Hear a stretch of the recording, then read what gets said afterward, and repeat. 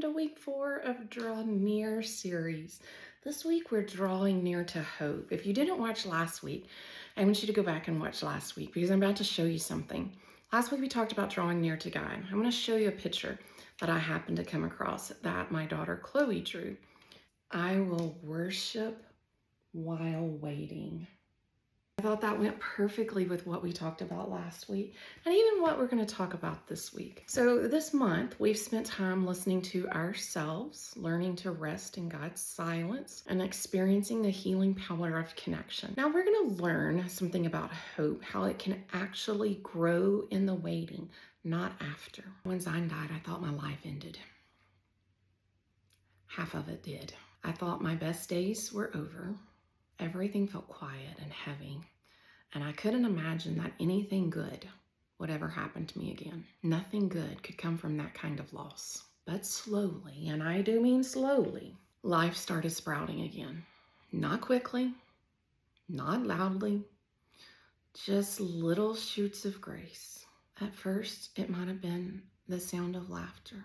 A new friendship developed. Whispers of purpose. That's when I realized something profound. God doesn't always give us quick miracles. Most of the time, He works in slow ones. But God does His best work in slow miracles. Hope doesn't mean pretending everything is fine. Having hope does not mean everything is fine. It's not. It's not a coat of paint over pain.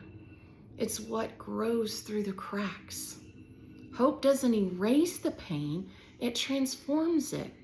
Hope is what happens when we trust that the same God who met us in our broken places is still writing something beautiful there.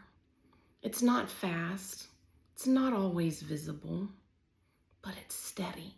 And somewhere along the way, you begin to realize you're not behind, you're being built. When we look back, we often see that the waiting itself shaped us in ways that nothing else would. It taught us compassion. It softened our hearts. It gave us eyes to see other people's pain. What if waiting wasn't wasted? What if it was the very ground where God was growing something eternal? That's the blessing of hope.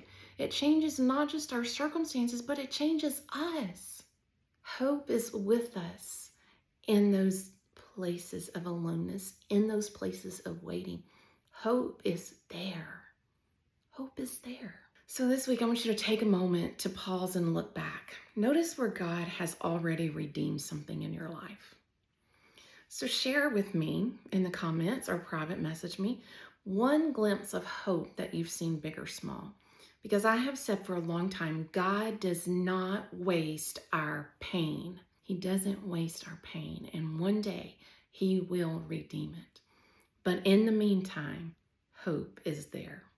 So from one waiting room to another, keep holding on to hope.